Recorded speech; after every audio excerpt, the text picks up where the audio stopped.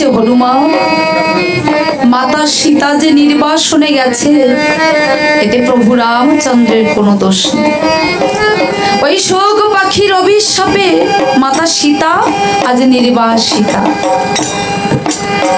তুমি যাও হনুমান, ওই অযোধ্যায় ফিরে যাও। ফিরে গিয়ে তুমি প্রভুর সঙ্গে যজ্ঞের কাজ শুরু করো। হনুমান আমার অযোধ্যায় ফিরে গিয়ে দেখতে পায়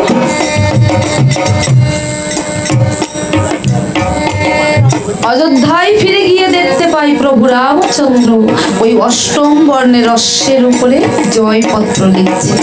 তাই প্রভু আমার কেমন ভাবে জয়পত্র লিখছে, ওরে অযোধ্যাতে যজ্ঞ করে রাজীব লোচন, একে একে চতুর্দিকে অশ্ব করিবে ভ্রমণ, আর একে একে চতুর্দিকে অশ্ব করিবে ভ্রমণ। আমার চতুর্দিকে প্রমিতে অশ্ব, তাতে নাই কো বাধা, অশ্ব বেঁধে যে যুদ্ধ না করে তার পিতা হবে গাধা, আর অশ্ব বেঁধে যে যুদ্ধ না করে তার পিতা হবে গাধা। আবার অহংকারে লিখিলাম পত্র অখিলারপতি, অশ্ব বেঁধে যে যুদ্ধ না করে তার মাতা হয় সতী, আর অশ্ব বেঁধে যে যুদ্ধ না করে তার মাতা হয় সতী। আবার সতী মায়ের পুত্র হলে গো অশ্বটি বাঁধিবে, অসতীর পুত্র হলে রণে পরাজয় মানিবে, আর অসতীর পুত্র হলে রণে পরাজয় মানিবে। জয়পত্র লিখে প্রভু রামচন্দ্র মুনিগণকে বললেন, দেখুন তো মুনিগণ কেমন হয়েছে। বলে উত্তম হয়েছে রামচন্দ্র। তবে রামচন্দ্র তুমি যে জয়পত্র লিখেছো, তোমার এই অশ্বের ছায়া যেখানে যেখানে পড়বে গন্ডগোল তো অবশ্যই হবে। তাই বলছি কি, তুমি এই অশ্বের রক্ষী হিসেবে কাউকে না কাউকে পাঠাবে। অদূরে দাঁড়িয়েছিল ভরত আর শত্রুঘ্ন, বলছে ও দাদা এই অশ্বের রক্ষী হিসেবে আমরা দু ভাই যাব। বলে বেশ, তাহলে সারথীকে ডেকে তোমাদের ভুবন বিজয়ী রথখানা মনের মতো করে সাজিয়ে নাও। ও সারথী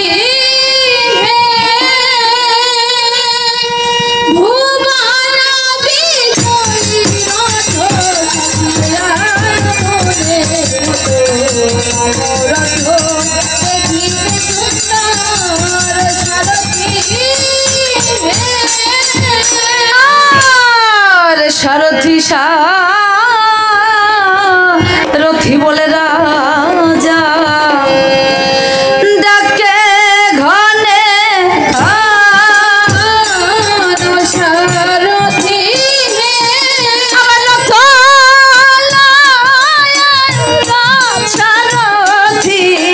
সারথী আমার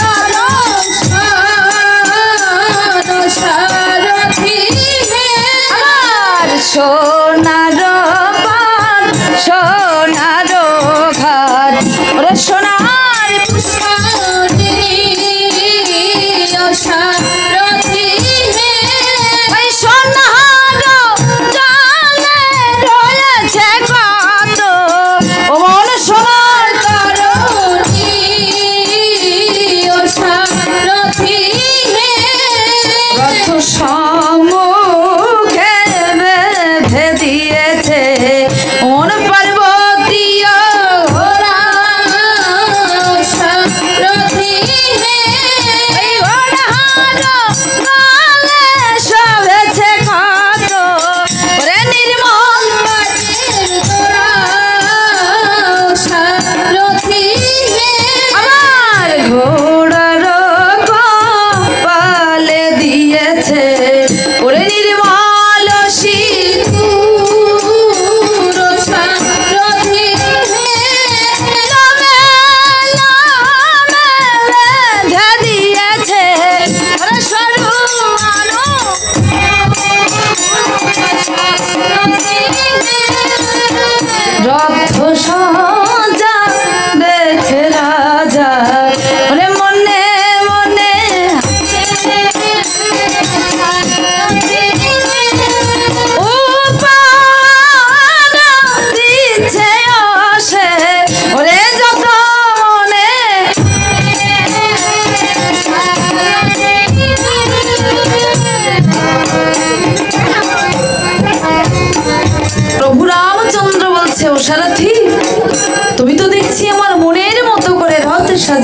এসেছো, এবার আমার বানের মন্দির থেকে তুমি বান নিয়ে এসো। তাই সারথি আমার কেমন ভাবে ওই বানের মন্দিরে যাত্রা করেছে। আর তথা হতে রথ সারথি করিল গমন, বানের মন্দিরে গিয়ে দিল দর্শন। আবার শেল শোলার ভিন্দি পালই ধাবি সকুঠার, ঝাঁটি ঝুটি খড়গ গদা ভূষণ দিতল। আবার ৩০ লক্ষ সৈন্যগণে পড়ে গেল সারা, অসংখ্য সানাই বাজে অসংখ্য কানারা।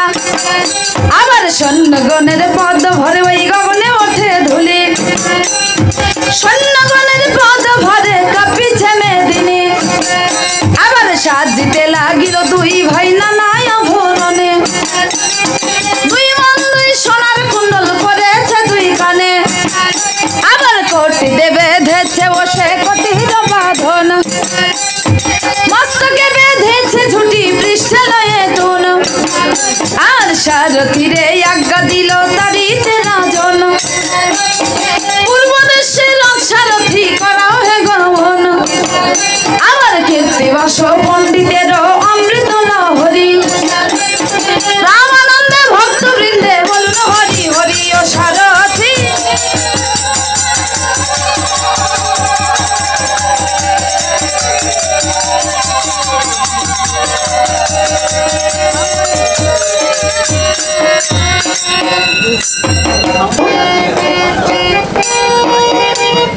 সারথিকে ডেকে যেই না রথ সাজিয়ে দিয়েছে, ভরত শত্রুঘ্ন বলছে, ও সারথি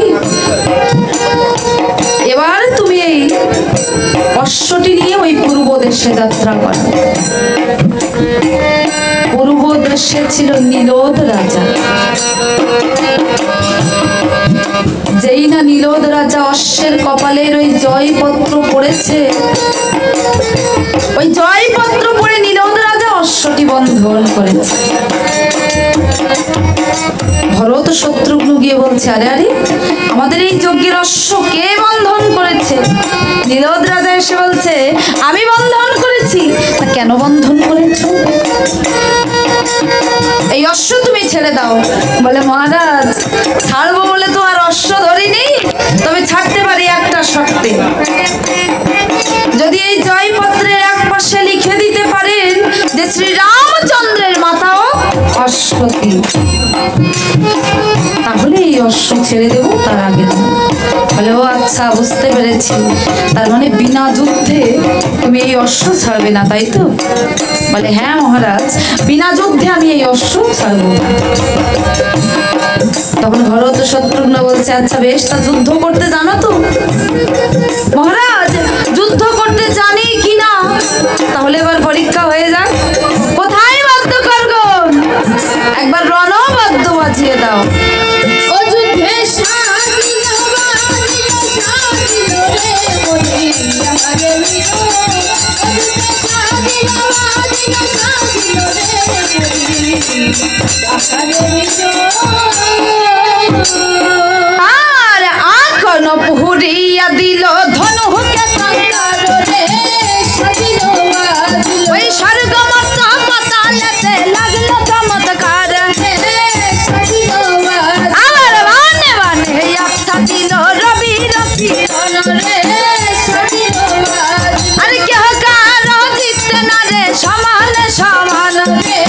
সাজিল বাজিল আবার ব্রহ্ম অস্ত্র বান তখন এই সংগ্রামে ছাড়িল রে, সাজিল বাজিল ওই নীলধের হস্তপদ বন্ধন হইল। সাজিল বাজিল আবার এলাইয়া মাথার বেনি ওই পড়ে ভূমি তলে, সাজিল বাজিল ওই স্বর্গবাসী দেবগণে হরি হরি বলে রে। সাজিল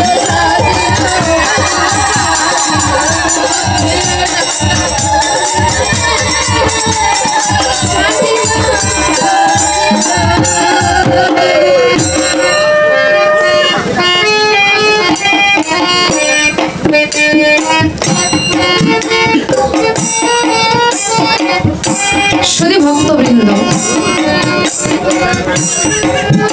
দেখুন আমরা তো জানি যে প্রভু রামচন্দ্র তিনি অন্তর্যামী ভগবান, তিনি তো ভগবান। তা দেখুন মা, ভগবানের কি লীলা। আচ্ছা, ভগবানের আবার পাপ কিসের? তবু ভগবানকে নাকি ব্রহ্ম হত্যা পাপ খণ্ডনের জন্য অশ্বমেধ যজ্ঞ করতে হচ্ছে। দেখুন মা, ভগবানের কি লীলা। তিনি প্রত্যেক যুগেই লীলা করেছেন। তিনি সত্য যুগে লীলা করেছেন, ত্রেতা যুগে, দাপর যুগে, কলি যুগে, সব যুগেই তার লীলার বিচরণ। তাই তো কাজী নজরুল ইসলাম বলেছিলেন, খেলিছ এ বিশ্ব লয়ে বিরাট শিশু, আনো মনে খেলিছ। দেখতে তুমি শিশু বটে, কিন্তু স্বরূপটা তোমার বিরাট। কিন্তু একটা ভক্তের নিকটে তুমি শিশু হয়ে থাকো। তোমার মুখমণ্ডলে গোটা বিশ্ব ব্রহ্মাণ্ড দেখেছিলেন কে? মা যশোদা। খেলিছ খেলিছ বিশ্ব লয়ে বিরাট শিশু, আনো মনে খেলিছ বিশ্ব লয়ে বিরাট শিশু, আনো মনে খেলিছ বিশ্ব লয়ে বিরাট শিশু, আনো মনে খেলিছ। তোমার খেলাটা কি? প্রলয় সৃষ্টি তব পুতুল খেলা, প্রলয় সৃষ্টি তব পুতুল খেলা, নিরজনে প্রভু নিরজনে খেলিছ এ বিশ্ব লয়ে বিরাট শিশু, আনো মনে খেলিছ। ভগবান খেলছেন, কিন্তু তিনি কোথায় বসে খেলছেন বাবা? রাসলীলাটা তো আমাদের ভাগ্যবশে একবার হয়ে গেছে ওই বৃন্দাবনের মাঠে, ওটা তো বারবার হবে না। তা ভগবানের খেলার চিরস্থায়ী জায়গা কোনটা? ওই যে গোলক ধাম। তিনি ওই শূন্য মহাকাশে বসে খেলছেন। আর শূন্য মহা আকাশে তুমি মগ্ন লীলা বিলাসে, শূন্যে মহায়াকাশে তুমি মগ্ন লীলা বিলাসে, শূন্য মহা আকাশে তুমি মগ্ন লীলা বিলাসে, হাসিছ খেলিছ তুমি আপন মনে, হাসিছ খেলিছ তুমি আপন মনে, নিরজনে প্রভু নিরজনে খেলিছ এ বিশ্ব লয়ে বিরাট শিশু, আনো মনে খেলিছ। আচ্ছা, ভগবান যে খেলেন তা তার খেলনা কোনগুলো মা? বাচ্চা ছেলেরা, ছোট ছোট বাচ্চা ছেলে মেয়েরা অনেক কিছু খেলনা নিয়ে খেলে। তা কোনো দোকানদারের কি ক্ষমতা আছে ওই ভগবানকে খেলনা বানিয়ে দেবে? কোনো দোকানদার কি পারবে ভগবানকে খেলনা দিতে? তাহলে তার খেলনা কোনগুলো?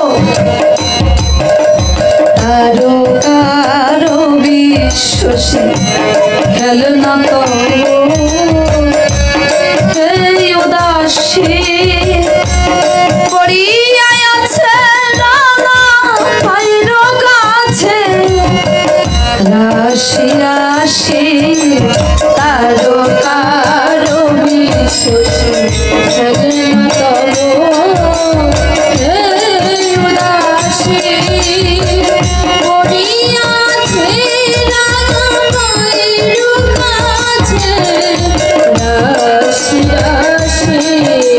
কারো কারো বিশ্বাসী খেলনা এই উদাসী করিয়া আছে কাছে রাশি রাশি নিত্য তুমি হে উদার তুমি সুখ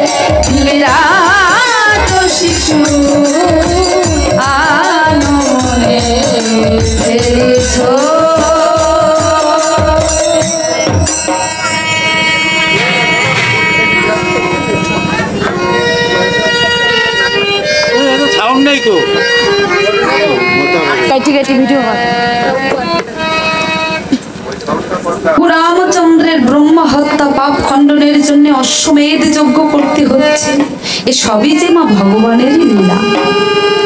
তাই এবার ভরত শত্রুঘ্ন সারথীকে বলছে, ও সারথী এবার তুমি এই অশ্বটি নিয়ে ওই উত্তর দেশে যাত্রা করো।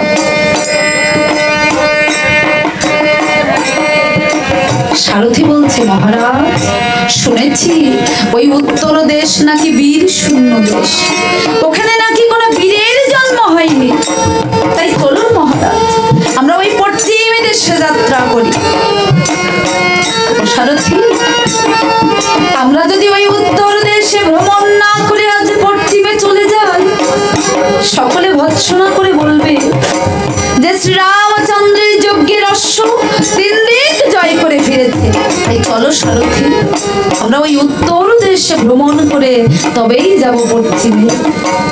ধীরে ধীরে সারথী আমার উত্তর দেশে ভ্রমণ করে যেই না পশ্চিম দেশে পদার্পণ করেছে, পশ্চিম দেশে ছিল কোশল রাজা। কোশল রাজা অশ্বের কপালের জয়পত্র পড়ে সৈন্যগণকে ডেকে বলছে, ওরে এই অশ্ব যেন তোমরা কেউ বন্ধন করো না। এটা কার যজ্ঞের অশ্ব জানো? এটা যে আমার প্রভু শ্রীরামচন্দ্রের যজ্ঞের অশ্ব। এই অশ্ব তোমরা কেউ বন্ধন করো না। তখন ভরত শত্রুঘ্ন এসে কোশল রাজাকে যজ্ঞের নিমন্ত্রণ করে এবার যাত্রা করেছে দক্ষিণ দেশে। যেই না যজ্ঞের অশ্বটি ওই দক্ষিণ দেশে পদার্পণ করেছে, দক্ষিণ দেশে চিত্রকূট পর্বতে বসে ধ্যান করছিলেন ওই বাল্মীকি মুনি। যেই না যজ্ঞের অশ্বটি দক্ষিণ দেশে পদার্পণ করেছে, বাল্মীকি মুনির ধ্যান ভঙ্গ হয়েছে।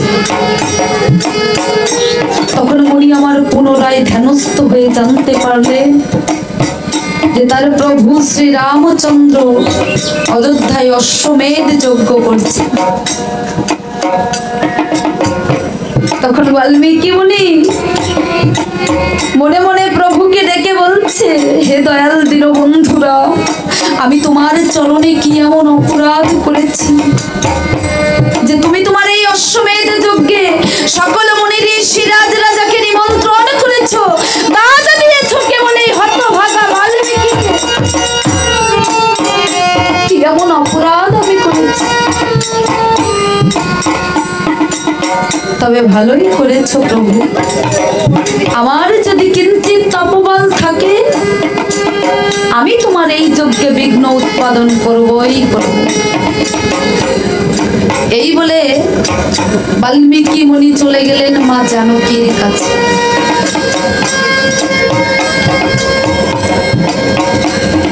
কুঠিরের বাইরে থেকে ডাক দিয়েছে, ও মা, মাগো। সীতা দেবী বাইরে বেরিয়ে এসে বলছে, পিতা, এতদিন পরে এই দুঃখিনী মায়ের কথা তোমার মনে পড়েছে?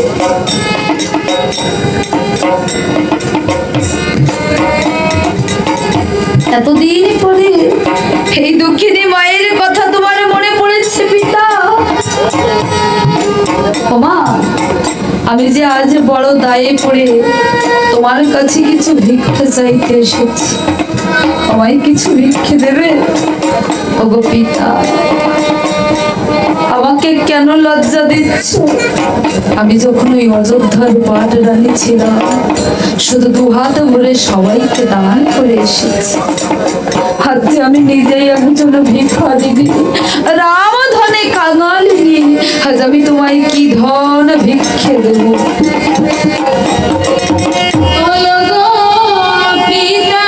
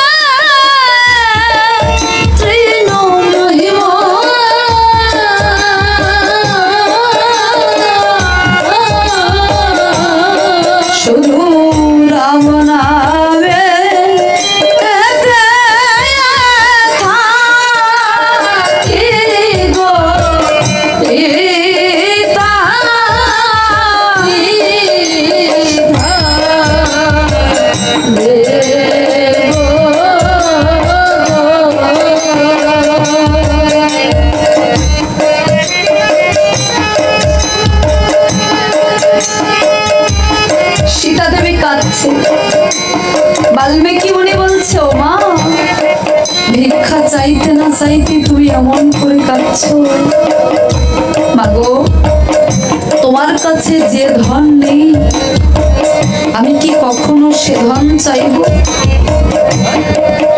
ওগো পিতা, আমার কাছে এমন কি ধন আছে যা তুমি ভিক্ষে চাইছো? এমন কি ধন আছে মা বলবো? তাহলে শোনো মা, মাত্র 7টি দিনের জন্য তোমার কুশীলবকে আমায় ভিক্ষা দাও। পিতা, এ তুমি কি বলছো? শত দুঃখের মধ্যে ওই কুশীলব যে আমার একমাত্র শান্তনা, ওদেরকে ভিক্ষে দিলে আমার এ দেহে যে প্রাণ থাকবে না। আমি ওদের কিছুতেই ভিক্ষে দিতে পারবো না। তাই সীতা দেবী আমার কেঁদে কেঁদে বলছে, ওরে আমার প্রাণ যদি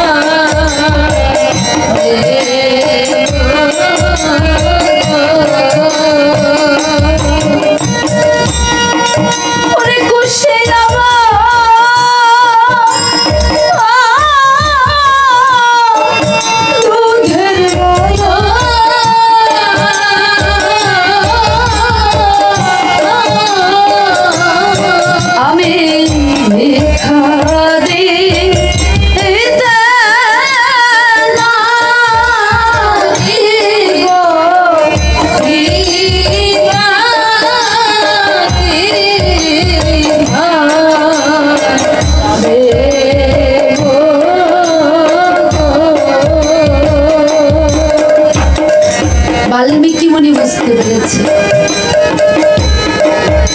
যে সহজে ওই কুশীলবকে ভিক্ষে দেবে না মা সীতা। তাই মুনি আমার বিষণ্ণ বদনে নয়নের জল ফেলতে ফেলতে ওই বনের পথ দিয়ে চলে যাচ্ছে। ওই বনে খেলা করছিল কুশীলব দুটি ভাই।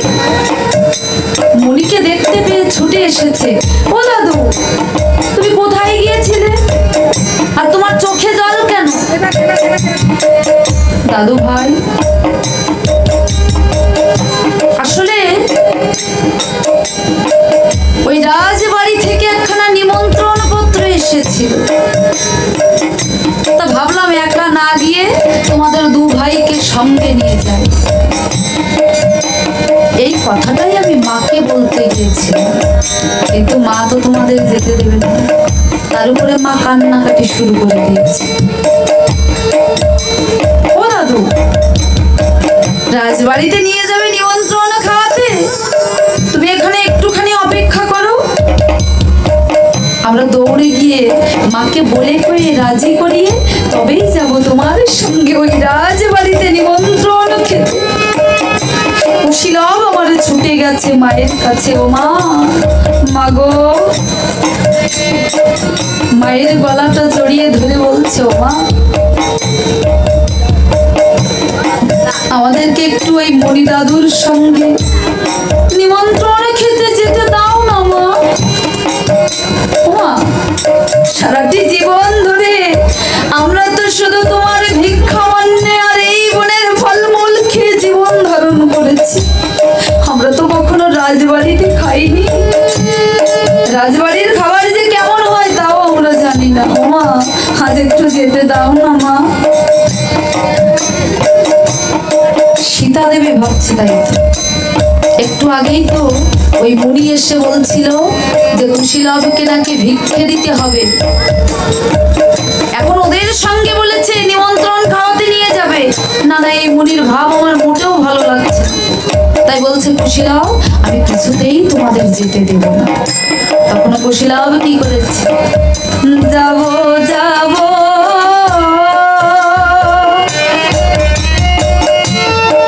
বলে 2 ভাই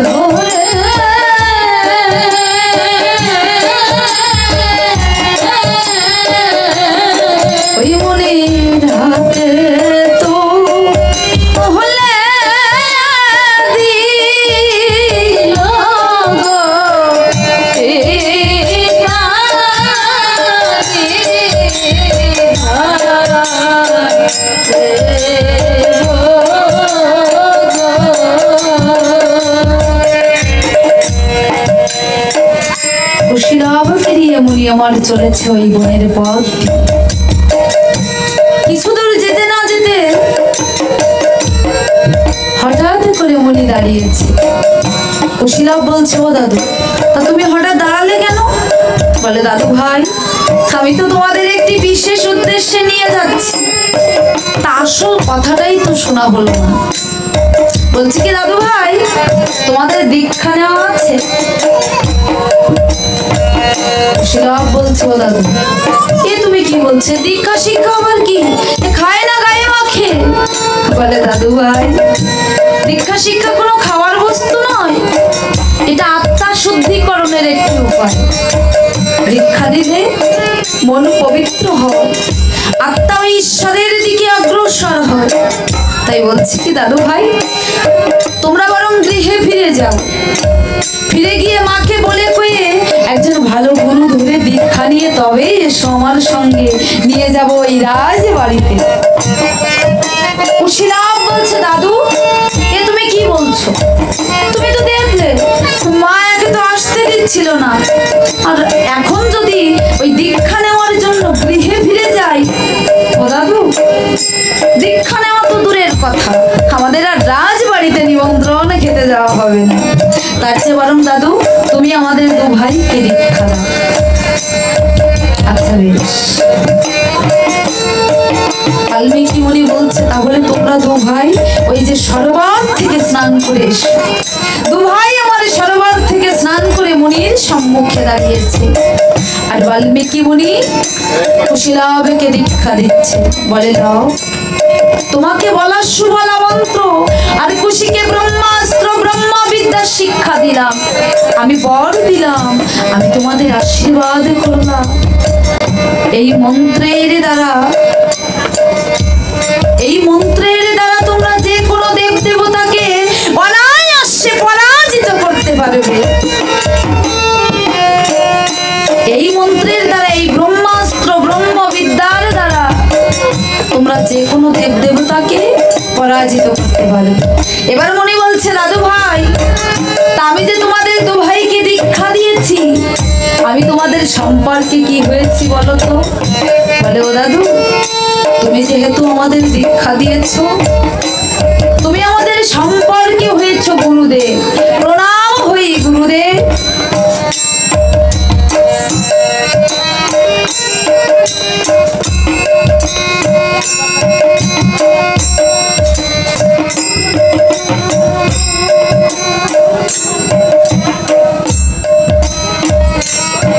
এবার বাল্মীকি মুনি বলছে, আচ্ছা বেশ, তা গুরুদেবকে যে দক্ষিণা দিতে হয়, তোমরা আমায় দক্ষিণা দাও। ও দাদু, তুমি তো দেখলে মায়ের সম্মুখ হতে তোমার সঙ্গে চলে এসেছে, আমাদের কাছে তো একটি পয়সাও নেই দাদু। তখন মনি বলছে, দাদু ভাই, আজ যদি তোমরা তোমাদের গুরুদেবকে দক্ষিণা না দাও, তাহলে জগৎ সংসারে কেউ কাউকে গুরু বলে মানবে না, আর গুরু দক্ষিণাও দেবে না। তাই বলছি কি দাদু ভাই, এই বনের চারিপাশে যত মুনি ঋষি রাজা আছে, তুমি একে একে সবার কাছ থেকে ভিক্ষা করে আজ আমায় গুরু দক্ষিণা দাও। তাই আজ কুশীলব দুটি ভাই কি করেছে? ওরে আমায় ভিক্ষা দাও হে, ও হে বলে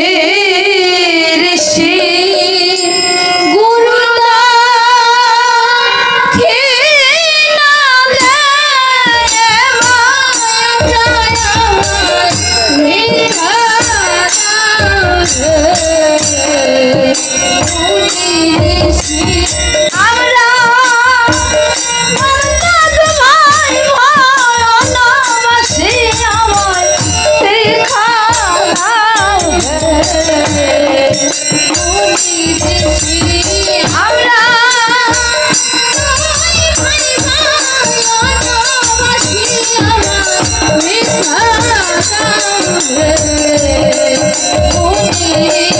ওরে গুরুদেব হে না রে ভাই আমরা আমার দেখা দাও হে মনির ঋষি আমায় ভিক্ষা দাও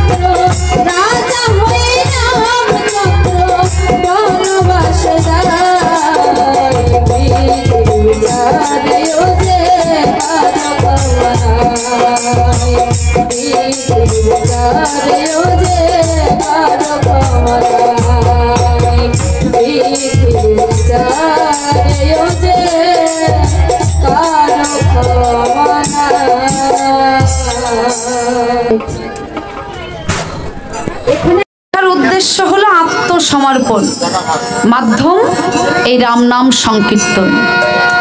তাহলে এই রাম নাম সংকীর্তনের দ্বারা আত্মসমর্পণের জন্য আজকে আমাদের সকলের এই স্থানে আসা।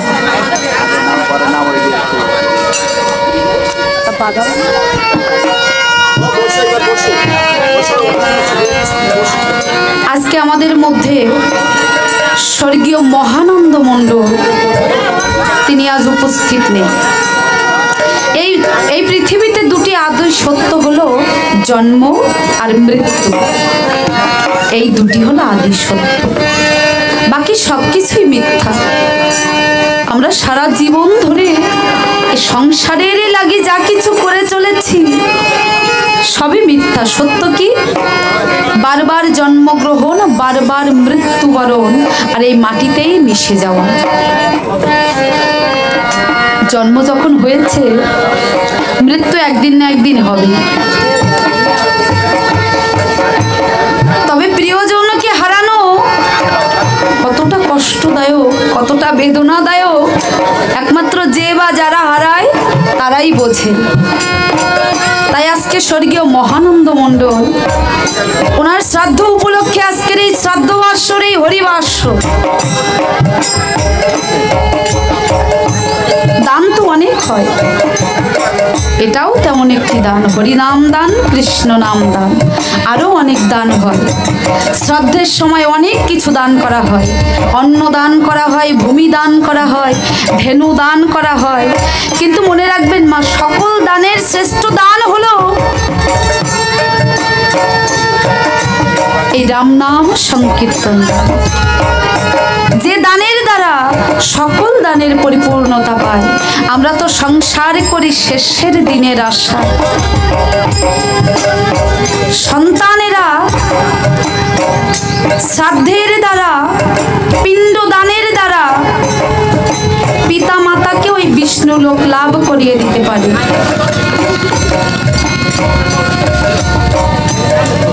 সন্তানেরা শ্রাদ্ধের দ্বারা, পিণ্ড দানের দ্বারা পিতামাতাকে বিষ্ণু লোক লাভ করিয়ে দিতে পারে। দেখুন, আমরা অনেকেই পিতামাতা বেঁচে থাকতে তাদের সেবা করি না।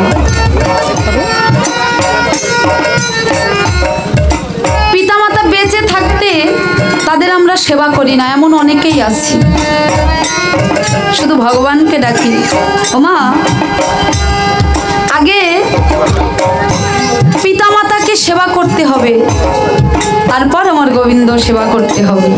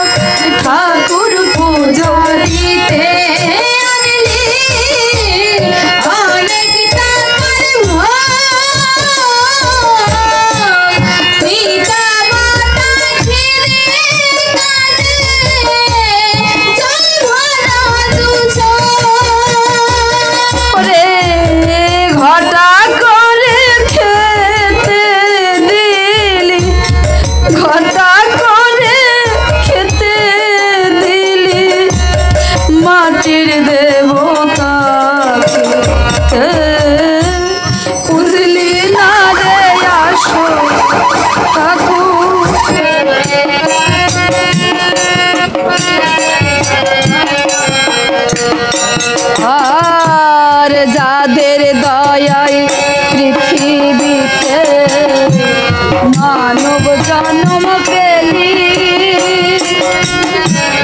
নিজের ভোজ বুঝলি শুধু তাদের ভুলে গেলি। যাদের দয়ায় পৃথিবীতে মানব জন্ম পেলি, নিজের ভোজ বুঝলি শুধু তাদের ভুলে গেলি। ওরে মরণ কালে লোক দেখানো কাঁদলি মায়া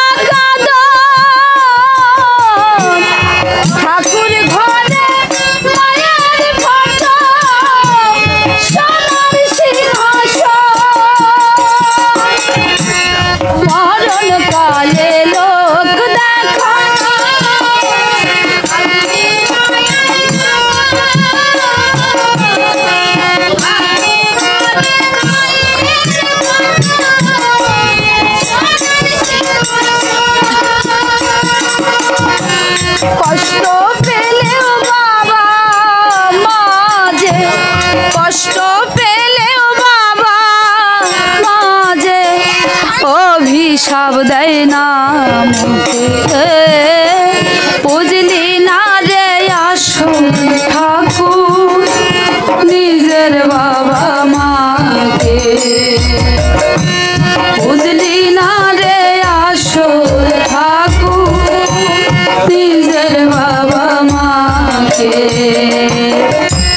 ধূপ ধুনা জ্বালিয়ে তুই পূজা দিলি কাকে বুঝলি না রে আসল ঠাকুর নিজের বাবা মাকে বুঝলি না রে আসল ঠাকুর নিজের বাবা মাকে বুঝলি না রে আসল ঠাকুর নিজের বাবা মাকে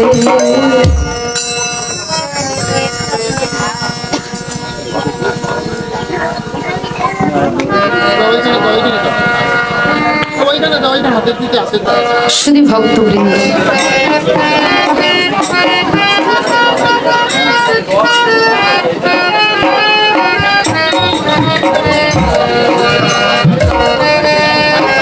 শুধু ভক্তবৃন্দ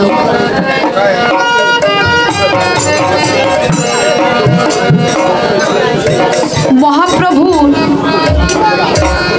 একটি কথা মনে রাখতে পারলে আমাদের জীবনটাই বদলে যাবে।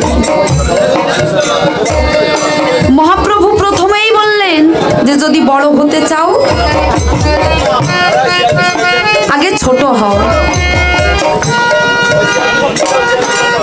যদি বড় হতে চাও আগে ছোট হও।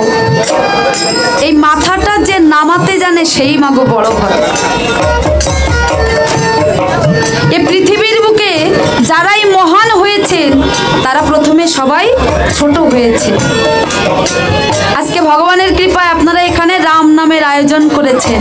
আমাদের মনে রাখতে হবে বাবা, আমাদের আসিতে নাম যাইতে নাম, যদি বড় হতে হয় পরে আগে নাম পরে নাম আগে নাম পরে নাম ওরে যাবি নিত্যানন্দ ধাম আগে নাম পরে নাম যাবি নিত্যানন্দ ধাম আগে নাম পরে নাম ও তুই যাবি নিত্যানন্দ ধাম আগে নাম পরে নাম যাবি নিত্যানন্দ ধাম আগে নাম পরে নাম যাবি যদি নিত্য আনন্দের ধাম তুই আগে নাম। তা মহাপ্রভু যেহেতু আমাদের নামতে বললেন, আমরা নিশ্চয়ই মাগো কোথাও একটা উঠে বসে আছি। তো আমরা কোথায় উঠে বসে আছি? ওরে নিজের অহংকারের আসন হতে ও তুই আগে নাম পরে নাম। অহংকারের আসন হতে আগে নাম পরে নাম আসন হতে আগে নাম পরে নাম অহংকারের আসন হতে আমাদের নামতে বললেন। তা মাগো আমরা যে অহংকারের আসন হতে নামবো, কোথায় নামবো? ওরে সাধু গুরুর চরণ তলে আগে নাম পরে নাম। সাধু গুরুর চরণ তলে আগে নাম পরে নাম ওরে সাধু গুরুর চরণ তলে আগে নাম পরে নাম। সাধু গুরুর চরণ তলে আগে নাম পরে নাম তাই মাগো আমাদের অহংকারের আসন হতে ওই সাধু গুরুর চরণ তলে লুটিয়ে পড়তে হবে। অহংকার করে কর্তা সেজে বসে থাকলে চলবে না। দেখুন কর্তা সেজে বসে আছে কোটি কোটি টাকার মালিক, যার 1 টাকার ঘুমের ওষুধ না খেলে ঘুম হয় না। কিন্তু সাধু হয়ে আছে যে মন্দিরের বারান্দায় বারান্দায় একটু প্রসাদ পেলেই যার আনন্দ, এমন ব্যক্তিকে জিজ্ঞাসা করবেন যে বাবা কেমন আছেন, দুহাত তুলে বলবে পরমা হবে। যে ধনে হইয়া ধনী মানি রে মানো না মানি, সে ধন পরম ধন্য। এ ধন যৌবন পুত্র পরিজন, ইথে কি আছে পরতি তোরে। কমল দল জল জীবন টলমল, ভজহু হরি পদনী তোরে। নিতাই গৌর প্রেমানন্দে হরি হরি। তাই মাগো আমাদের অহংকারের আসন হতে ওই সাধু গুরুর চরণ তলে লুটিয়ে পড়তে হবে। জয় জয় নিতাই গৌর সীতানাথ প্রীতি প্রেমানন্দে ভজন ভরে হরি হরি মা।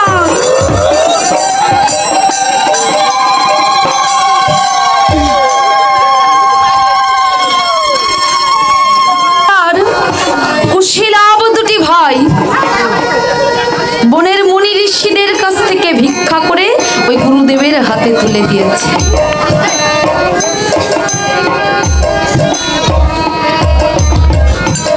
এবার মুনি বলছে, দাদু ভাই আমি তোমাদের দক্ষিণা পেয়ে বড্ড খুশি হয়েছি, কিন্তু দাদু ভাই আমাকে যে জরুরি কাজে একটু দক্ষিণে চিত্রকূট পর্বতে যেতে হবে। তা যতক্ষণ না ফিরে আসছি তোমরা আমার এই তপবনটার দিকে লক্ষ্য রাখবে। এই বলে মুনি আমার চলে গেলেন চিত্রকূট পর্বতে। মুনি কিছু দূর যেতে না যেতে কুশ দেখতে পায় একটি যজ্ঞের অশ্ব দিগ্বিজয় যায় চলেছে। তখন কুশ দাদা লাভকে ডেকে বলছে, ও দাদা ওই যে দেখো দাদা, কাহার যেন যজ্ঞের অশ্ব দিগ্বিজয় চলেছে। ও দাদা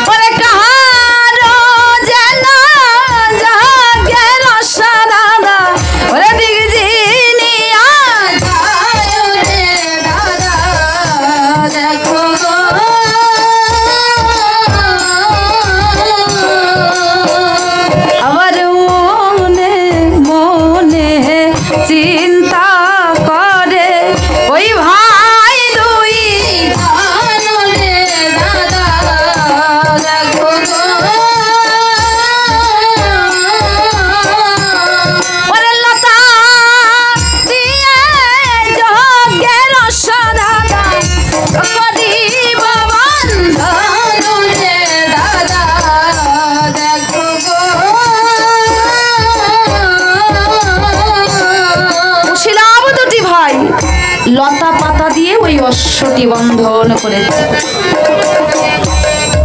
সারথি এসে ভেবেছে অশ্বটি মনে হয় দৌড়াতে গিয়ে লতায় পাতায় জড়িয়ে গেছে। অশ্বটি মনে হয় দৌড়াতে গিয়ে লতায় পাতায় জড়িয়ে গেছে। তাই সারথি আমার কি করেছে, আর যে মাত্র সারথি অংশে ওরে গলে দিল হাত রে দাদা, দেখো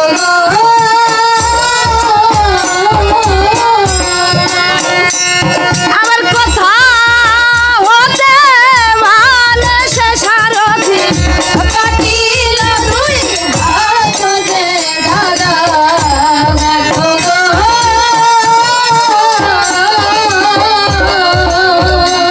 আবার হস্ত কাটা গেল সারথি ওরে করিছে ক্রন্দন রে দাদা,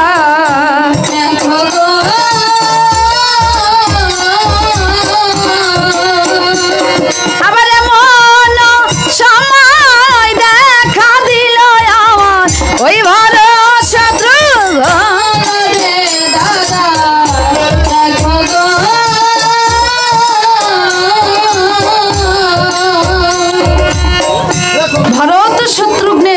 বলছে, ও সারথি, তোমার এই হস্ত দুখানা কাটলো কেমন করে? মহারাজ, একটু অগ্রসর হয়ে দেখুন, দুটি ছোট ছোট বালক আমাদের এই যজ্ঞের অশ্ববন্ধন করেছে, আর ওরাই আমার এই অবস্থা করেছে মহারাজ। ভরত শত্রুঘ্ন গিয়ে বলছে, ওহে বালকদ্বয়, কহ প্রকাশিয়া কিবা নাম, কোথায় ধাম, আর কাহারি বা নন্দন তোমরা? বলে, মায়ের নামটি মায় আমাদের, এ ভবে পিতা কেহ নাই, ওই মুনির বাড়ি জন্মিয়াছি আমরা দুটি ভাই। ওহে বালকদ্বয়, আমাদের এই যজ্ঞের অশ্ব কেন বন্ধন করেছ? এটা তো কোনো খেলার অশ্ব নয়। বলে, মহারাজ, জানি এটা কোনো খেলার অশ্ব নয়, তবে বিনা যুদ্ধে আমরা এই অশ্ব ছাড়বো না। যুদ্ধ করতে জানো তো? বলে, তাহলে পরীক্ষা হয়ে যাক। তাই ব্রহ্মাস্ত্র বানকুশি ওরে সংগ্রামে জাগিয়া গো দাদা, দেখো গো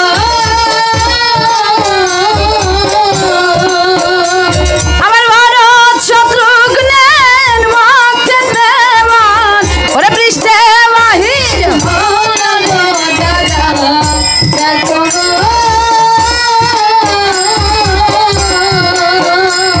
আর কীর্তিবাস পণ্ডিতের ওরে অমৃত লাহরি রে দাদা, দেখো গো আরে রামানন্দে ভক্ত বৃন্দে বলুন হরি হরি।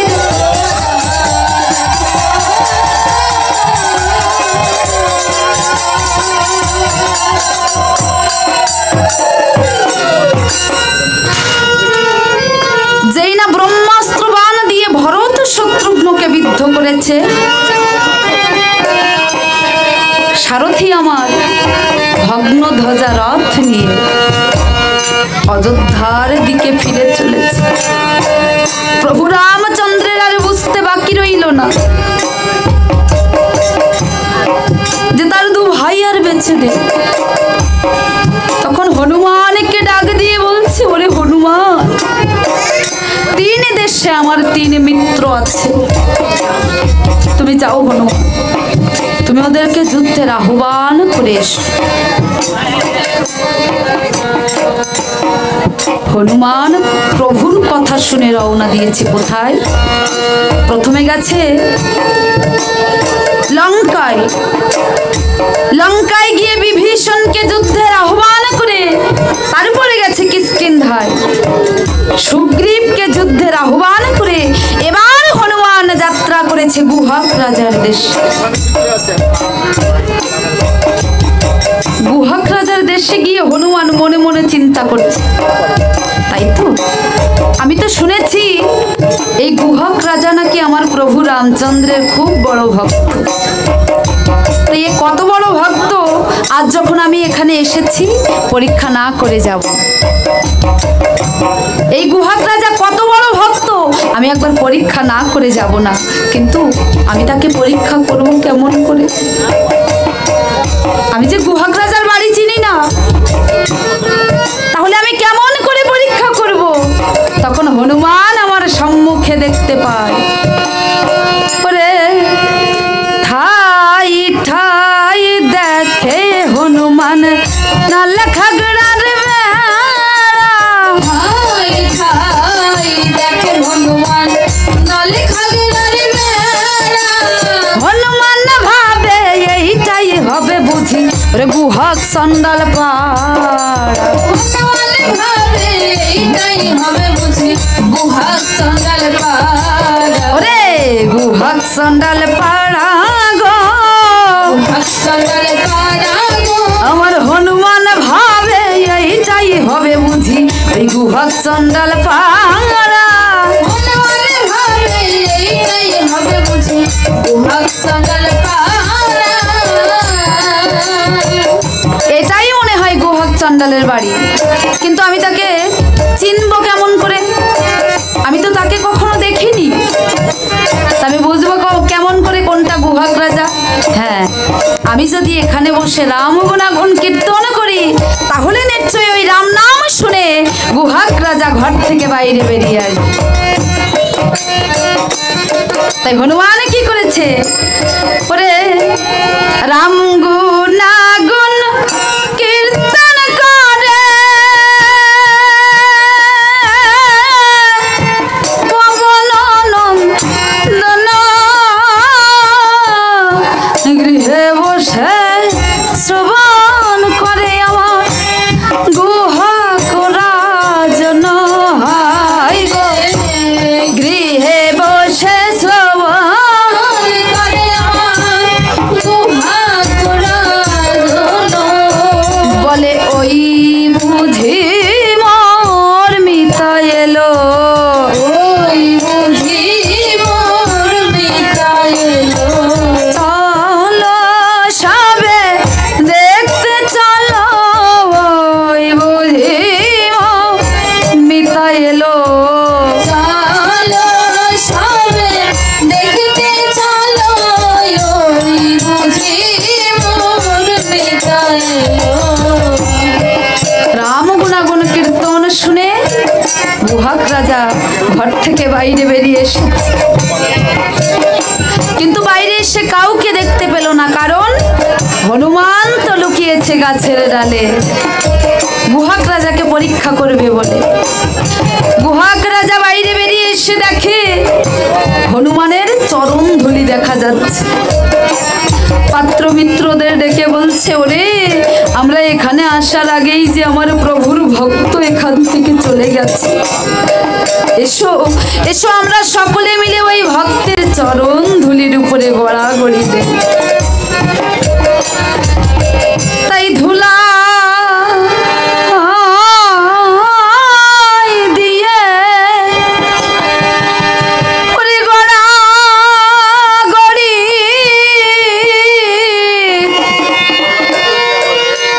উড়ায় নাও পারে ওড়ি, ধুলা দিয়ে গড়াগড়ি উড়ায় নাও পারে ওড়ি, সাধের মানব জনম আর হয় কি না, ওরে ভক্তের চরণ ধুলি আজ গাইবে মানো, হয় কি না ভক্তের চরণ ধুলি গাইবে, এই মানব জনম আর হয় কি না ভক্তের চরণ ধুলি আজ গাইবে,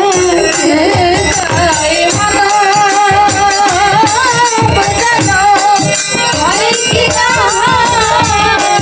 ভক্তের চরণ ধুলি গাইবে, এই মানব জনম ওরে ধন্য হবে একবার মুখে হরি হরি বলে,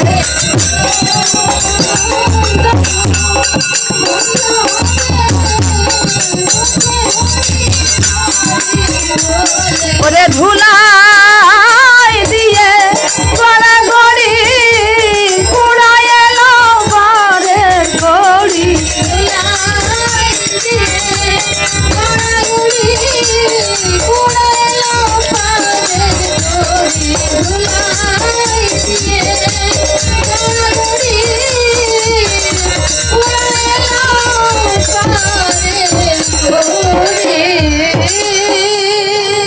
বুহাক রাজা যখন হনুমানের চরণ ধুলির উপরে গড়াগড়ি দিচ্ছে, হনুমান গাছের ডাল থেকে এক লাফ দিয়ে ওই গুহাক রাজার সম্মুখে দাঁড়িয়েছে।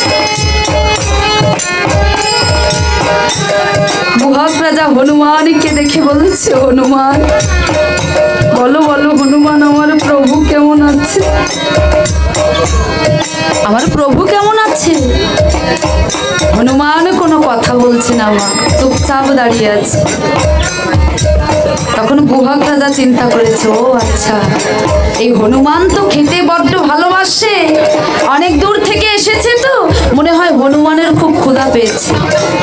তাই পাত্র মিত্রদের ডেকে বলছে, কে কোথায় আছো, তোমরা এই হনুমানের জন্য কিছু সেবার ব্যবস্থা করো।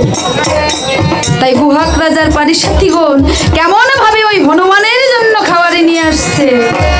ওরে ডোল ভরায়ানে খইয়ার বারকস ভাড়া গেছু, ডোল ভরায়ানে খইয়ার বারকস ভাড়া গেছু। গুহাক বলে হনুমান তুমি জলপান করো কি, গুহাক বলে হনুমান তুমি জলপান করো কি। ওরে জলপান করো কিছু গো, জলপান করো কিছু গো। গুহাকে বলে হনুমান তুমি জলপান করো কিছু। গুহাক বলে হনুমান তুমি জলপান করো কিছু। এবার হনুমান কি করেছে, আরে নিবেদন না করে হনুমান ওই ঘেঁচু দিল মুখে, নিবেদন না করে হনুমান কিছু দিল মুখে। আস্বাদ না পেয়ে হনুমান থুথু ফেলে মুখে। আস্বাদ না পেয়েও সে থুথু ফেলে মুখে। আরে আরে এ আমায় কি খেতে দিয়েছো, এমন খাবার কেউ খায় নাকি? বলে ও হনুমান, খাবার পাওয়া মাত্রই যে মুখের ভিতরে ঢুকিয়ে দিলে, একবার তো আমার প্রভুর নামে নিবেদন করে খেলে না। হনুমান ওই খাবার একবার আমার প্রভুর নামে নিবেদন করে খেয়ে দেখো। তাই নিবেদন করে হনুমান সেই ঘেঁচু দিল মুখে। নিবেদন করে হনুমান কিছু দিল মুখে। আরে হনুমান ভাবে এইবার বুঝি আমি স্বর্গে যাব সুখে। হনুমান ভাবে এইবার বুঝি আমি স্বর্গে যাব সুখে। বলে আর কিছু আছে নাকি, আর কিছু আছে নাকি? ওরে দাও এনে খেয়ে দেখি, আর কিছু আছে নাকি। দেখি আর কিছু আছে নাকি? যেই না নিবেদন করে খেয়েছে, হনুমান খেতে খেতে সব খেয়ে ফেলেছে। হনুমান তবু আরো খেতে চাচ্ছে। এমন সময় গুহাক রাজা অন্তর্যামী ভগবানকে ডেকে বলছে, হে দয়াল দীনবন্ধুরা, তোমার এক ভক্তের দ্বারে এসে আর এক ভক্ত অভুক্ত অবস্থায় ফিরে যাবে প্রভু। তুমি এই বিপদকালে তোমার ভক্তকে উদ্ধার করো দয়াল দীনবন্ধুরা। এখন বাবা কোনো ভক্ত যদি ওই ভগবানকে ভক্তি ভরে স্মরণ করে, ভগবান যে ওই ভক্তের অন্তরেই বাধা পড়ে। অন্তর্যামী ভগবানকে যেই না স্মরণ করেছে গুহাক রাজা, অন্তর্যামী ভগবান ভক্তের অন্তরের কথা শুনতে পেয়ে নিজেই ওই শূন্য ভাণ্ডারে এসে বসে। সঙ্গে সঙ্গে ভাণ্ডার খাবারে পরিপূর্ণ হয়ে গেছে। হনুমানের জন্য পুনরায় খাবারে নিয়ে আসছে। হনুমান চিন্তা করছে, তাই তো একটু আগে তো বলছিল যে খাবার আর নেই, তাহলে এখন খাবার আসছে কোথা থেকে দেখি তো। তাই এক দৃষ্টে হনুমান তখন ওই ভান্ডার পান চায়, এক দৃষ্টে হনুমান তখন ভান্ডার পানে চায়। তাকে ভান্ডারেতে বসে আছেন আমার রাম দয়াময়। হরিবল হরিবল। বসে আছে আমার রাম দয়াময়। বলে কোটি কোটি প্রণাম, কোটি কোটি প্রণাম। গুহাক রে তোর ভান্ডারেতে কোটি কোটি প্রণাম। গুহাক রে তোর ভান্ডারেতে কোটি কোটি প্রণাম। যেই না হনুমান ওই ভান্ডারের দিকে তাকিয়েছে, দেখে স্বয়ং দয়াময় রাম বসে আছে। প্রণাম করে গুহাক রাজাকে বলছে, মহারাজ আমার বড় ভুল হয়ে গেছে, আমার বড় ভুল হয়ে গেছে। আমি আসলে পরীক্ষা করছিলাম আপনি আমার প্রভুর কত বড় ভক্ত। আমাকে আপনি ক্ষমা করে দিন। তবে মহারাজ, যে কথাটা বলতে এসেছি সেটাই তো এখনো বলা হলো না। আমার প্রভুর দুটি ভাই দক্ষিণে বাল্মীকির তপবনে অশ্ববন্ধনকারী দুটি ছোট ছোট বালকের হাতে প্রাণ ত্যাগ করেছেন। তাই প্রভু আপনাকে যুদ্ধে যাওয়ার আহ্বান করেছে। গুহাক রাজা বলছে, ও হনুমান, তুমি যাও, আমি সৈন্যগণকে সঙ্গে নিয়ে আসছি। এদিকে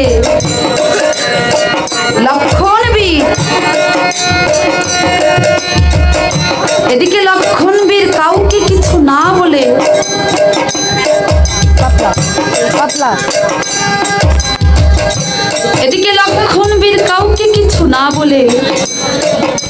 একা একা প্রবেশ করেছে ওই রণক্ষেত্রে। একা একা প্রবেশ করেছে ওই রণক্ষেত্রে। কেন? ভাই হত্যার প্রতিশোধ নিতে। রণক্ষেত্রে গিয়ে দেখে বৃক্ষ তলে বসে আছে কুশীলব দুটি ভাই। কুশীলবকে দেখে চমকে উঠেছে লক্ষণ। হাই রে, এ আমি কি দেখছি? ওই অযোধ্যা আলো করে বসে আছে এক রাম, আর এখানে দেখছি মুনির তরুতলে বসে আছে দুই রাম। বুদ্ধি বিধাতা নির্জনে বসি জগতের রূপরাশি করিয়া হরণ গড়েছে এই বালক যুগল। ওহে বালক যুগল, কও প্রকাশিয়া কিবা নাম, কোথায় ধাম আর কাহরিবা নন্দন তোমরা? শিলাব বলছে, মহারাজ, মায়ের নামটি মায় আমাদের এই ভবে পিতা কেহ নাই, মুনির বলে জন্মে আছি আমরা দুটি ভাই। ওহে বালকদয়, সত্যি করে বল না বাবা, তোদের মায়ের নাম কি চন্দ্রাবলী সীতা? ওরে, তোদের দেখে যে আমার মায়ের কথা বড্ড মনে পড়ছে। সত্যি করে বল না বাবা, তোদের মা কি এই বনে আছে? ওরে, মা সীতা যখন 5 মাসের গর্ভবতী ছিল, আমি তাকে এই বনে গভীর নিশীথে একা ফেলে চলে গেছি। বল না বাবা, তোদের মায়ের নাম কি চন্দ্রাবলী সীতা? বল না বাবা, তোদের মা কি এই বনে আছে? কেঁদে কেঁদে লক্ষণ বলছে,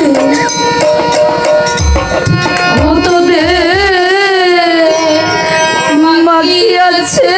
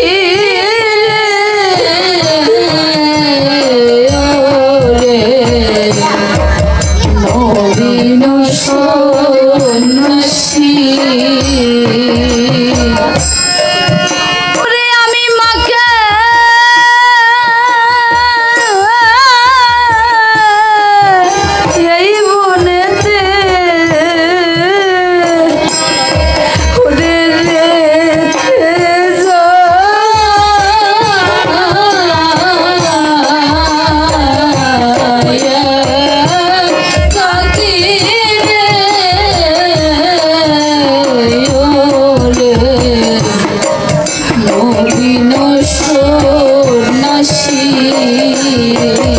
আর ঘোর কাননে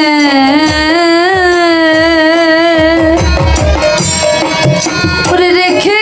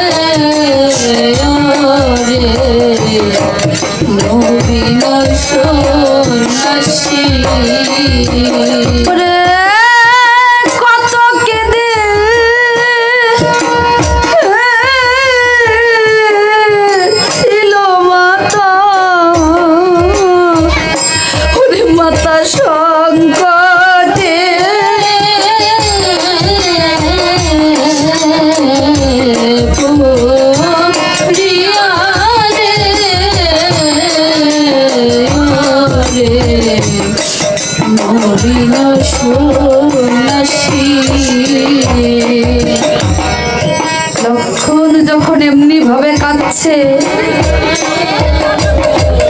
লব বলছে ভাই খুশি রে, তুই এই লক্ষণকে মারিস। ও ভাই, তোর কি মনে নেই আমাদের মা যে দিবানিশি লক্ষণ লক্ষণ বলে কাঁদে? জানিস ভাই, আমার মনে বলছে আমাদের মা যে লক্ষণ লক্ষণ বলে কাঁদে, সেই লক্ষণ, সেই লক্ষণকে মারিস।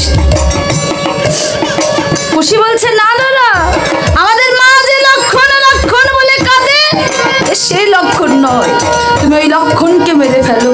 না রে ভাই, তুই লক্ষণকে মারিস। আমার মনে বলছে যে সেই লক্ষণ, যে সেই লক্ষণ, তুই লক্ষণকে মারিস। না দাদা, শত্রুর কখনো শেষ রাখতে নেই। তুমি যদি ওই লক্ষণকে না মারতে পারো, মুনির দেওয়া ব্রহ্মাস্ত্র দিয়ে আমি ওই লক্ষণকে মেরে ফেলব। তাই খুশি কি করেছে?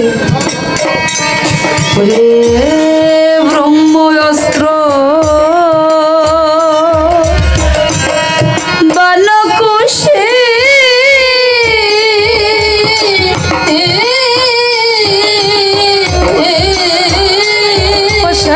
সংগ্রামে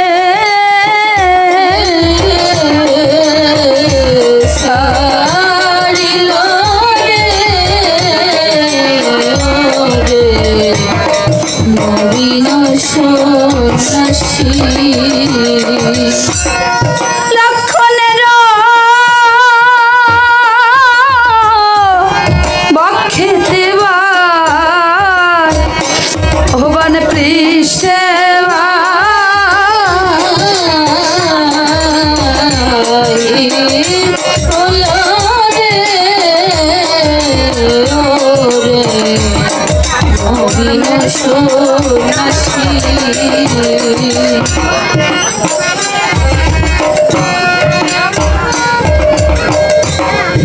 যেই না ব্রহ্মাস্ত্র বানে বিদ্ধ করেছে ভাই লক্ষণকে, লক্ষণ আমার দাদা দাদা বলে ভূমিতে লুটিয়ে পড়েছে।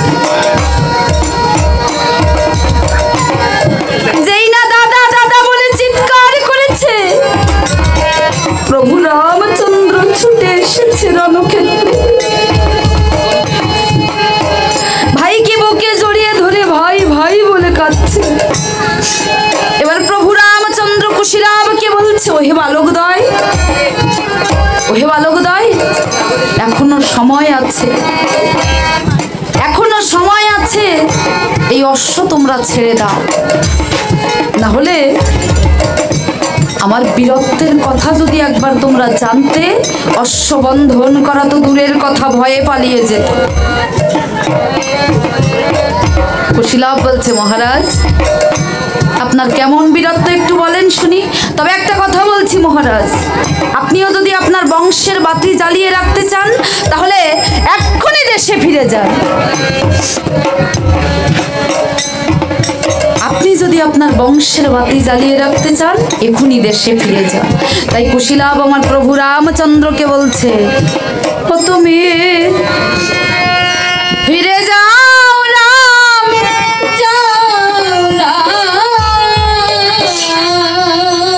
রাম বলে হে এক বানে আমি পদেশি রাবণ, ফিরে যাও রাম, যাও রাম।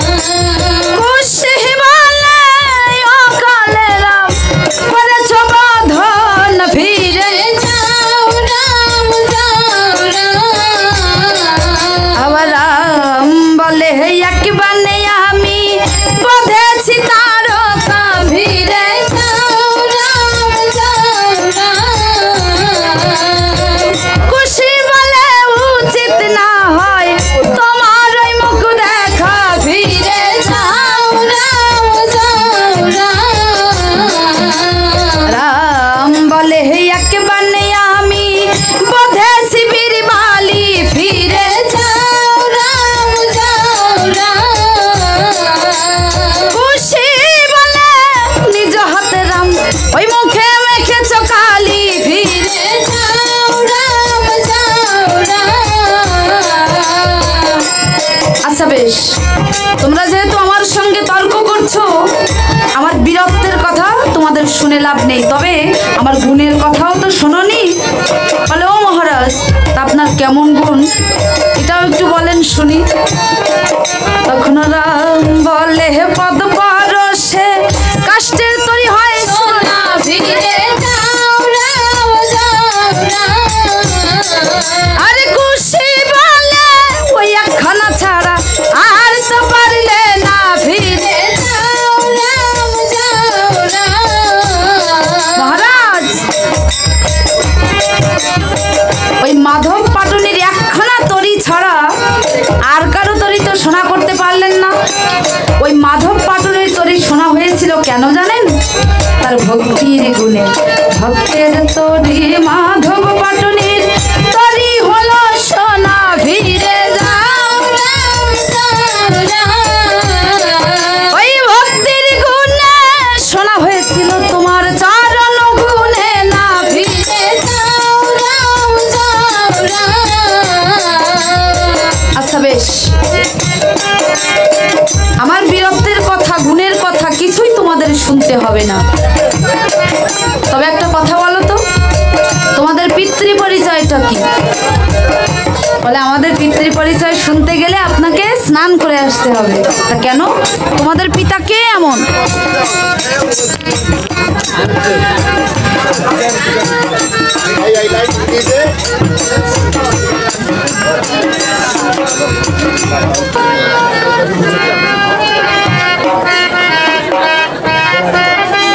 এবার খুশি বলছে, ও দাদা আমি বলেছি না শত্রুর কখনো শেষ রাখতে নেই।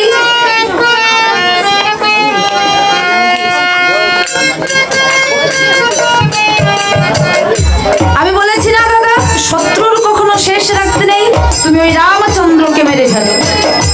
তখন লব কি করেছে? ওরে ধনুর্বাণু হাতে নিয়ে লাভ বাল ছাড়িয়া দিল, ফিরে যাও রাম, যাও রাম। পুষ্প হয়ে রামচরণে পতিত হইল, ফিরে যাও রাম, যাও রাম। আবার বহু নামিয়া রামের চরণ বাল ফিরিয়া এলো, ফিরে যাও রাম, যাও রাম। রামের চরণ বন্দিয়াল কালিতে লাগিল, ফিরে যাও রাম, যাও রাম। যেই না লব বাণ নিক্ষেপ করেছে ওই বাণ পুষ্প হয়ে অর্থাৎ ফুল হয়ে প্রভুর চরণে পতিত হয়েছে। তখন লব কি করেছে? প্রভুর চরণ দুটি জড়িয়ে ধরে কাঁদছে। কুশ ডাক দিয়ে বলছে, ও দাদা তোমারও কি মাথাটা খারাপ হয়ে গেছে? আমি বললাম না দাদা শত্রুর কখনো শেষ রাখতে নেই। তুমি যদি ওই রামচন্দ্রকে না মারতে পারো মুনির দেওয়া রামচন্দ্রকে মেরে ফেলবো। তাই কুশি কি করেছে? আরে ব্রহ্ম অস্ত্র বান কুশি সংগ্রামে ছাড়িল ফিরে যাও রাম যাও রামচন্দ্রের পক্ষে দেবান দৃষ্টে বাহির হলো ফিরে যাও রাম আবার হেলাইয়া মাথার বেনি ওর পরে ভূমি তালে ফিরে যাও রাম স্বর্গবাসী দেব বলে হরি হরি বলে ফিরে যাও রাম যাও রাম। ফিরে যাও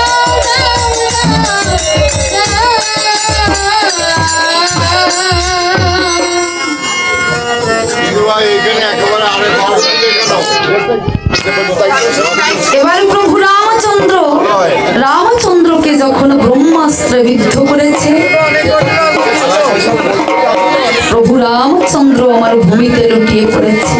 ভরত শত্রুঘ্ন তাকিয়ে দেখছে যে রণক্ষেত্রে কে কে আছে। হ্যাঁ, কুশীরাম আমার তাকিয়ে দেখছে রণক্ষেত্রে কে কে আছে। দেখে হনুমানকে যে ব্রহ্মজালে বন্দি করে রেখেছিল, হনুমান পড়ে আছে ব্রহ্মজালে বন্দি হয়ে। তখন কুশীরাম চিন্তা করছে, তাই তো আমাদের মা তো বনের পশু পাখি বড্ড ভালোবাসে, তা যাই এই হনুমানকে আমাদের মায়ের জন্য নিয়ে যায়। এদিকে মা সীতা সরোবরে গেছে জল আনতে কলসিতে। যেই না কলসিতে জল ভরছে, জলের ছায়ায় দেখতে পায় তার শীতের সিঁদুর যেন মলিন হয়ে গেছে। তার শীতের সিঁদুর যেন মলিন হয়ে গেছে। কেঁদে কেঁদে বলছে, হায় রে বিধি, এ আমি কোন অমঙ্গলের চিহ্ন দেখতে পাচ্ছি। ছুটে যাই কুঠিরে, গিয়ে দেখে কুশীরাম দুটি ভাই ক্ষত বিক্ষত হয়ে দাঁড়িয়ে আছে, আর পাশে হনুমান পড়ে আছে ব্রহ্মজালে বন্দী হয়ে। কি হনুমান, তোর এই অবস্থা কে করেছে বাবা? ওমা, সে কথা না হয় পরে বলবো, আগে বলো তোমার এই পুত্র দুটি কার? এই পুত্র দুটি কার? হনুমান বলো যে আমারই দুটি সন্তান কুশীলব দুটি ভাই। বলে মা গো, পুত্র হয়ে ওরা তোমার মাথায় দিয়েছে বাড়ি, ওই শীতের সিঁদুর মুছে ফেলো। তুমি হয়েছ নারী। সীতা দেবী কেঁদে কেঁদে বলছে, ওরে পুত্র হয়ে তোরা আমার শীতের সিঁদুর মুছে দিলি। ওরে আমার শীতে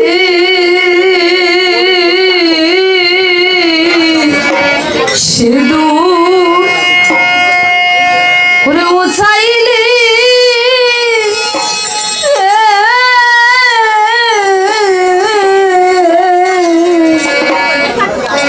ওরে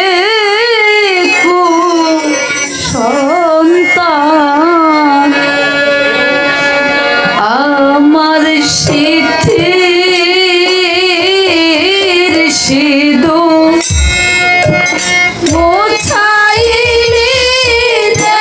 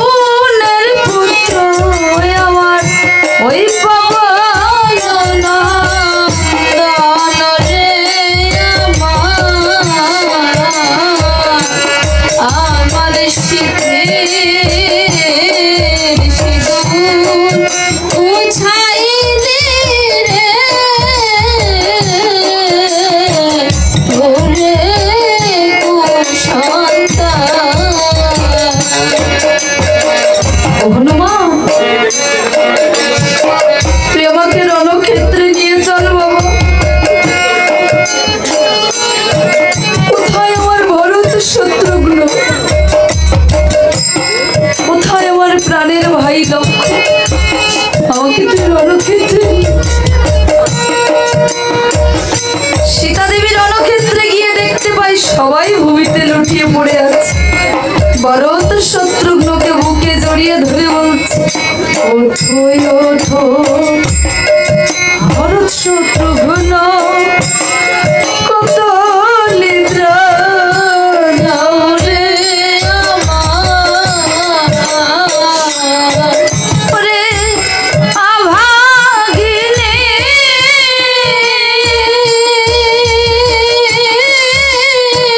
সীতা ডাকে, ওরে নয়ন মেলে সাওরে আমার শীতের সিঁদুর বোঝাইলি রে ওরে কুসন্তান। আর লক্ষণের বক্ষে ধরে মাতা করিছে ক্রন্দন রে ওরে ওঠো ওঠো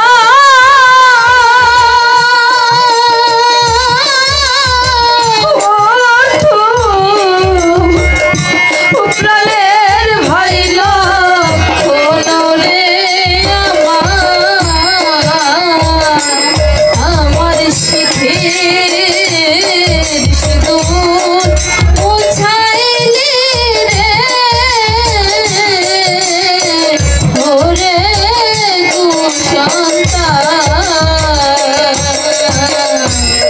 ওরে হনুমান, প্রভু রামচন্দ্র যে আমাকে কথা দিয়েছিল এই রামলীলা সঙ্গ করে আমাকে সঙ্গে নিয়ে চলেছে, কিন্তু তোর প্রভু যে তার কথা রাখলো না, সে আমাকে একা ফেলে নিজে চলে গেল।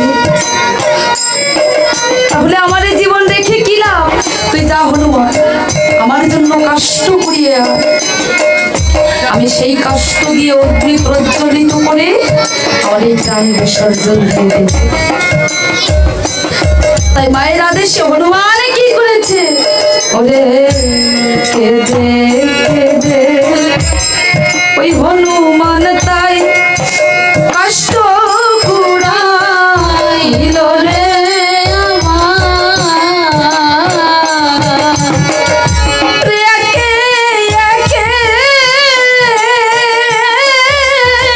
সারে সার অগ্নি জ্বালাইল রে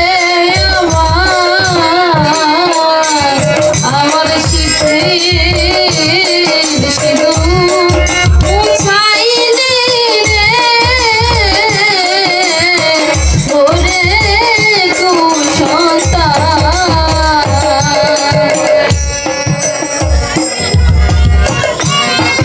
অগ্নি হাতে সীতা দেবী ঘোরে সপ্ত পাকরে রে হেন কালে বাল্মীকি মুনি পিছনে দিল ডাকরে আমার শীতের সিঁদুর মুছাইলি রে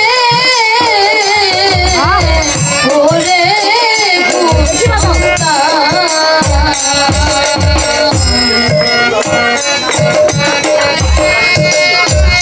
যেই না মা সীতা অগ্নি প্রজ্বলিত করে ওই অগ্নিতে প্রাণ বিসর্জন দিতে যাবে, পিছন থেকে বাল্মীকি মুনি ডাক দিয়েছে, দাঁড়াও মা, এ তুমি কি করছো? এ তুমি কি করছো? তুমি আত্মহত্যা করছো মা গো। ও মা, তুমি কি জানো না আত্মহত্যা যে মহাপাপ? তাছাড়া মা গো, এখানে যা কিছু হয়েছে সবচেয়ে আমার কথাই হয়েছে, তোমার কুশীলবের কোনো দোষ নেই। ও মা, তুমি তোমার শিলাবকে নিয়ে এক পাশে সরে যাও, আমি আমার কুমণ্ডলের জল ছিটিয়ে সবাইকে জীবিত করে দেব। তাই মনে কি করেছে, আর কুমণ্ডলে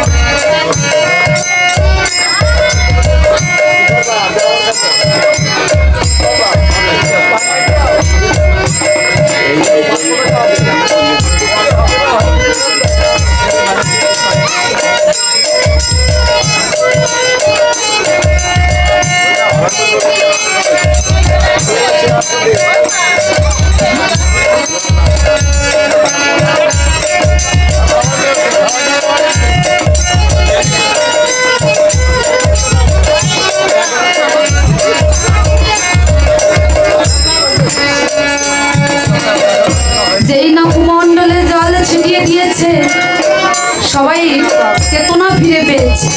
এবারে প্রভু রামচন্দ্র